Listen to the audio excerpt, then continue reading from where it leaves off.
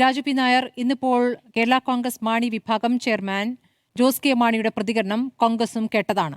അദ്ദേഹത്തിന്റെ പ്രതികരണത്തിൽ നിന്നും കോൺഗ്രസ് മനസ്സിലാക്കുന്നത് എന്താണ്?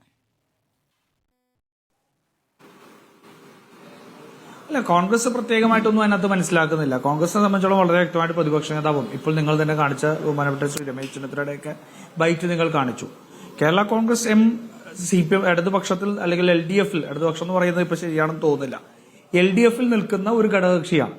ആ ഘടകകക്ഷിയെ സംബന്ധിച്ചോളം അവിടെ എന്തെങ്കിലും അസ്വാരസ്യങ്ങൾ ഉണ്ടെങ്കിലെല്ലാം അവർ പറയട്ടെ. അവരതിനുശേഷം അവര് ആ മുന്നണി വിടുന്നതിനൊരു തീരുമാനം എടുത്താൽ മാത്രമേ മറ്റെന്തെങ്കിലും ചർച്ചയ്ക്ക് പ്രസക്തിയുള്ളൂ. പക്ഷെ ഇന്ന് ആ LDF-നകത്ത് എല്ലാവരും അസ്വസ്ഥരാണെന്നുള്ളതും അവർക്ക് ആശയപരമായും അതല്ലാതെയും പ്രാതിനിധ്യ സ്വഭാവം വെച്ചുകൊണ്ടും ആ മുന്നണിയിൽ തുടരാൻ കഴിയാത്തൊരു സാഹചര്യം ഇന്നുണ്ട് എന്നുള്ളത് സത്യമാണ്. നമുക്ക് തന്നെ ഓർമ്മയുണ്ട്, കഴിഞ്ഞ ദിവസം നമ്മളുടെ ചർച്ചയിൽ വെച്ചിട്ടാണെന്നാണ് എന്റെ ഓർമ്മ, ശ്രീ വർഗീസ് ജോർജ് അത് സംബന്ധിച്ച് വളരെ വ്യക്തമായിട്ട് പറഞ്ഞു. വർഗീസ് ജോർജ് ഇടതുപക്ഷ ജനാധിപത്യ മുന്നണിക്കകത്ത് ഇന്ന് നടന്നുകൊണ്ടിരിക്കുന്ന ചെറു പാർട്ടികൾക്ക് പ്രാതിനിധ്യമില്ലായ്മ മാത്രമല്ല, ഡിസിഷൻ മേക്കിങ്ങിൽ ഞങ്ങൾക്ക് ഒരു റോളുമില്ല എന്നുള്ളതും അവരേറ്റവും പ്രധാനപ്പെട്ട വിഷയങ്ങളിൽ പോലും അവിടെ കമ്മിറ്റി കൂടുമ്പോൾ ഞങ്ങൾ ഇരുന്ന് പറയുന്നു എന്നുള്ളത് മാത്രമാണ് എന്നുള്ളത് സൂചിപ്പിക്കേണ്ടത്. അപ്പോൾ ഒരു CPM-ന്റെ അപ്രമാദിത്വം അല്ലെങ്കിൽ CPM-ന്റെ എല്ലാ മുന്നണി മര്യാദകളെയും ലംഘിച്ചുകൊണ്ട് അവരുടെ തീരുമാനം അടിച്ചേൽപ്പിക്കുന്ന ഒരു രീതിയിൽ എല്ലാവരും അസ്വസ്ഥരാണ്. ഇപ്പോൾ PM ശ്രീ പദ്ധതിയെ സംബന്ധിച്ചും ലേബർ കോഡ് സംബന്ധിച്ചും എല്ലാം നടന്ന കാര്യങ്ങൾ നമുക്കറിയാം. എല്ലാ മുന്നണികളും എല്ലാ കക്ഷികൾക്കും ഒരു സീറ്റില്ലെങ്കിൽ പോലും ഒരു പാർട്ടിയാണെങ്കിൽ അവർക്കൊരു അസ്തിത്വവും അവർക്കൊരു ആത്മാഭിമാനവും ഉണ്ടാവുമല്ലോ. വിഷയങ്ങളിലൊന്നും കേരള കോൺഗ്രസ് മാണി വിഭാഗത്തിന് എതിർപ്പില്ല ശ്രീ രാജു പി നായർ. ഇനി മുന്നണിക്കകത്ത് ഞങ്ങൾ അധികം അപശബ്ദങ്ങൾ ഉണ്ടാക്കിയിട്ടില്ലല്ലോ, അല്ലെങ്കിൽ ഞങ്ങൾ മുന്നണിക്കകത്ത് ഇതുവരെ പ്രശ്നങ്ങളൊന്നും ഉണ്ടാക്കിയിട്ടില്ലല്ലോ എന്നൊരു വാചകം കൂടി ഇന്ന് മാധ്യമങ്ങളോട് പ്രതികരിക്കുമ്പോൾ ജോസ് കെ മാണി പറയുന്നുണ്ട്. അപ്പോൾ വലിയ നിരാശപ്പെടാനുള്ള അല്ലെങ്കിൽ പരാതിപ്പെടാനുള്ള, പാർട്ടിയെ സംബന്ധിച്ച് പരാതിപ്പെടാനുള്ള കാര്യങ്ങൾ LDF അവരെ സംബന്ധിച്ചില്ല. പക്ഷേ ഈ തദ്ദേശ തെരഞ്ഞെടുപ്പിലെ ഫലമാണ് അവരെ ഇരുത്തി ചിന്തിപ്പിക്കുന്നത്. ഇനിയിപ്പോൾ നിങ്ങളുടെ അടുത്തേക്ക് വരികയാണെങ്കിൽ എത്ര സീറ്റ്? അവിടെ ഇപ്പോൾ 12 13 ചോദിച്ചാൽ 13 കിട്ടും എന്നുള്ളതാണ് LDF ഒരു സാഹചര്യം. പക്ഷേ 13 കിട്ടിയാലും എവിടെയാണ് ജോസ് കെ മാണി മത്സരിച്ച് ജയിക്കുക എന്നൊരു ചോദ്യം അദ്ദേഹത്തിന് നേർക്ക് അദ്ദേഹം തന്നെ ചോദിക്കുന്നുണ്ടെന്നാണ് മനസ്സിലാക്കുന്നത്. അങ്ങനെയെങ്കിൽ നിങ്ങൾ എങ്ങനെയാണ് വരുന്നവരെ പരിഗണിക്കുക എന്നൊരു ചോദ്യമുണ്ടല്ലോ. എന്തെങ്കിലും ഒരു സൂചനകൾ കോൺഗ്രസ് പുറത്തേക്ക് തരുന്നുണ്ടോ? അല്ല, ഞാൻ സംസാരിച്ചത് കേരള കോൺഗ്രസ് മാണിയെ സ്പെസിഫിക് ആയിട്ടല്ല, മറിച്ച് ഇന്ന് സോഷ്യലിസ്റ്റ് ഇടതു മൂല്യമുള്ള പാർട്ടികൾക്ക് ആ LDF എന്ന് പറയുന്ന ഒരു രാഷ്ട്രീയ ഫോർമേഷനകത്ത് ലഭിക്കുന്ന അംഗീകാരവും അവരെ സംബന്ധിച്ചുള്ള അവരുടെ അഭിപ്രായങ്ങൾക്ക് എത്രമാത്രം വിലയുണ്ടെന്നുള്ളതാണ്. സ്വാഭാവികമായിട്ടും ഞാൻ കേരള കോൺഗ്രസ് മാണിയെ സംബന്ധിച്ച് എന്തെങ്കിലും സീറ്റുകളെ സംബന്ധിച്ചോ മറ്റാരുടെങ്കിലും സ്ഥാനാർത്ഥിത്വത്തെ സംബന്ധിച്ചൊന്നും ഞാൻ ഈ ചർച്ചയിൽ വന്നിരുന്നത് പറയാൻ അശക്തനാണെന്നുള്ളത് സ്മൃതിക്ക് അറിയാലോ. എന്തെങ്കിലും ചർച്ച നടന്നിട്ടുണ്ടോ എന്ന് ചോദിച്ചാൽ പാർട്ടിയെ സംബന്ധിച്ചോളം പാർട്ടിയുടെ KPCC പ്രസിഡന്റും ഉൾപ്പെടെയുള്ള എല്ലാവരും പ്രതിപക്ഷ നേതാവും എല്ലാം പറഞ്ഞത് യാതൊരു ചർച്ചയും നടന്നിട്ടില്ല എന്നുള്ളതാണ്. ശ്രീ ജോസ് കെ മാണിയെ സംബന്ധിച്ചിടത്തോളം തദ്ദേശ സ്വയംഭരണ സ്ഥാപനങ്ങളിൽ ലഭിച്ച തിരിച്ചടി, ആ തിരിച്ചടി കേരള കോൺഗ്രസ് എമ്മിന്റെ മാത്രമായിട്ടുള്ളൊരു തിരിച്ചടിയല്ല, അവർക്ക് ലഭിച്ച ഒരു രാഷ്ട്രീയമായിട്ടുള്ള തിരിച്ചടിയല്ല. മറിച്ച് ഇന്ന് പിണറായി വിജയൻ നേതൃത്വത്തിനെതിരെ, ഭരണത്തിനെതിരെ, LDF-നെതിരെ നിലനിൽക്കുന്ന ജനവികാരത്തിന്റെ ഇരയാണ് കേരള കോൺഗ്രസ് മാണി എന്നുള്ളത് അവർ തിരിച്ചറിയുന്നുണ്ടാവും. സ്വാഭാവികമായിട്ടും അങ്ങനെയാണല്ലോ. അതല്ലാതെ ഇപ്പൊ കേരളത്തിൽ മുഴുവൻ 530ഓളം ഗ്രാമപഞ്ചായത്തുകൾ ഭരിക്കുന്ന സാഹചര്യത്തിലേക്ക് പോകുമ്പോൾ അത് ഏതെങ്കിലും ഒരു രാഷ്ട്രീയ പാർട്ടിയുടെ മാത്രമായിട്ടുള്ള കുറ്റമായിട്ട് അവർക്ക് വിലയിരുത്തേണ്ട കാര്യമില്ല. ഞങ്ങളും വിലയിരുത്തുന്നില്ല.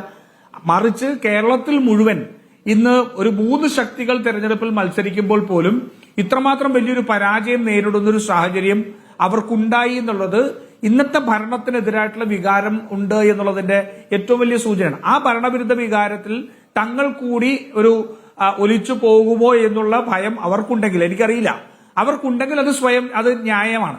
അവരെ സംബന്ധിച്ചിടത്തോളം ഒരു സർവൈവൽ ക്രൈസിസ് ആയിരിക്കാം.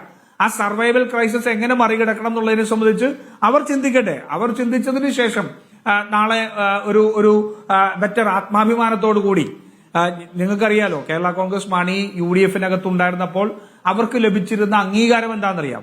സീറ്റ് മാത്രമൊന്നുമല്ല, മറിച്ച് അവരുടെ അഭിപ്രായത്തിന് വിലയുണ്ടായിരുന്നു. ഇപ്പൊ KM മാണിയെ പോലെ ഒരു towering personality, towering leader, tall ലീഡർക്ക് കേരളത്തിലെ ഭരണത്തിനകത്തും അതുപോലെ തന്നെ കേരളത്തിലെ മുന്നണിക്കകത്തും പൊതു രാഷ്ട്രീയത്തിനകത്തും അദ്ദേഹത്തിന്റെ വാക്കുകൾക്ക് വലിപ്പച്ചെറുപ്പമില്ലാതെ ഒരുപക്ഷെ ഉമ്മൻചാണ്ടി പോലുള്ള ഏറ്റവും പവർഫുൾ ആയിട്ടുള്ള നേതാക്കന്മാർ, ലീഡറെ പോലുള്ള നേതാക്കന്മാർ അംഗീകരിക്കുകയും സംസാരിക്കുകയും സമവായത്തിൽ എത്തുകയും ചെയ്യുന്നൊരു പ്രക്രിയ അവർക്ക് UDF-നകത്തുണ്ടായിരുന്നു. നമുക്ക് സ്മൃതി എന്തൊക്കെ വന്നാലും നമ്മൾക്ക് ലഭിക്കുന്നതല്ലല്ലോ, അതിനു പകരം നമ്മൾ എങ്ങനെ പരിഗണിക്കപ്പെടുന്നു, നമ്മളെ എങ്ങനെ കൈകാര്യം ചെയ്യുന്നുള്ളത് കൂടിയുണ്ടല്ലോ. അപ്പം അതിനു പകരം എന്തെങ്കിലും ഒരു അധികാരത്തിന്റെ മാത്രം പിന്തുണയിൽ അല്ലെങ്കിൽ ശീതളച്ചായയിൽ നിൽക്കാൻ കഴിയുന്നവരാണ് അവരെന്ന് എനിക്ക് അഭിപ്രായമൊന്നുമില്ല. അപ്പൊ അവരെ സംബന്ധിച്ചോളം ഇരുന്ന് ചിന്തിക്കേണ്ട സാഹചര്യം രാഷ്ട്രീയമാർക്ക് അവർക്കുണ്ടായിട്ടുണ്ട്. അത് തദ്ദേശ സ്വയംഭരണ സ്ഥാപനത്തിലെ തെരഞ്ഞെടുപ്പിന്റെ തോൽവിയോടുകൂടി കൂടുതൽ ശ്രീ രാജു പി നായർ, അതായത് കേരള കോൺഗ്രസ് മാണി വിഭാഗം എവിടെയുണ്ടോ അവരാണ് ഭരിക്കുക എന്നുള്ള ഒരു വാചകം പറഞ്ഞല്ലോ. അതിനെ കോൺഗ്രസ് എങ്ങനെയാണ് വിലയിരുത്തുന്നത്? അതിപ്പോ നമ്മളിപ്പോ എല്ലാവരും നമ്മൾ ചർച്ചകളിലാണെങ്കിൽ പോലും നമ്മൾ ഇത്തരത്തിൽ സിനിമയിലെ ഡയലോഗും അല്ലെങ്കിൽ പരസ്യത്തിലെ ഡയലോഗും ടാഗ് ലൈൻസും പഞ്ച് ലൈൻസ് ഒക്കെ ഉപയോഗിച്ചുകൊണ്ടാണ് നമ്മൾ ഇന്ന് കമ്മ്യൂണിക്കേറ്റ് ചെയ്യുന്നത്. സ്വാഭാവികമായിട്ടും കേരള കോൺഗ്രസ് മാണിയുടെ ശക്തിയെയും അവരുടെ അസ്തിത്വത്തെയും 3 തവണ പറഞ്ഞു. അല്ല, അതാ പറഞ്ഞത്. അപ്പൊ അവരുടെ അസ്തിത്വത്തെയും അതെല്ലാം ഇത് ചെയ്യുന്നതിന് വേണ്ടിയിട്ട് കുറെ കൂടി ജനങ്ങളിലേക്ക് കമ്മ്യൂണിക്കേറ്റ് ചെയ്യുന്നതിന് വേണ്ടിയിട്ട് അവരുപയോഗിക്കുന്ന ടാഗ് ലൈനോ അല്ലെങ്കിൽ അവരുപയോഗിക്കുന്ന പഞ്ച് ഡയലോഗോ ഒക്കെ മാത്രമല്ലല്ലോ രാഷ്ട്രീയം സ്വാഭാവികമായിട്ട് കേരള കോൺഗ്രസ് മാണി ഇടതുപക്ഷത്തെ വിടാൻ താല്പര്യമുണ്ടെങ്കിൽ അതിനുശേഷം UDF-ന്റെ നേതൃത്വവുമായിട്ട് സംസാരിച്ചാൽ അവർ പരസ്പര ധാരണയിൽ എത്തുന്നതാണ്. ആ പരസ്പര ധാരണയിൽ എത്തുന്ന സമവായങ്ങൾ എന്തൊക്കെയാണോ, സമവാക്യങ്ങൾ എന്തൊക്കെയാണോ അതിനനുസരിച്ചായിരിക്കും കാര്യങ്ങൾ തീരുമാനിക്കുന്നത്. ഇപ്പോ ഞങ്ങൾക്ക് അത് ചർച്ച ചെയ്യേണ്ട ഒരു സാഹചര്യമില്ല.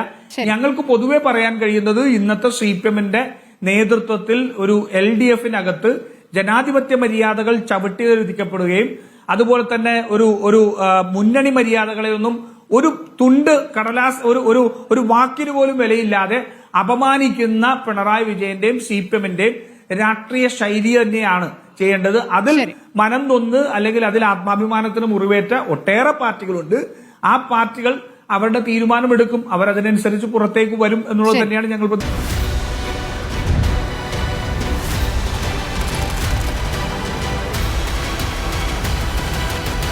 ഡിബേറ്റ് വിത്ത് സ്മൃതി പരുത്തിക്കാട്.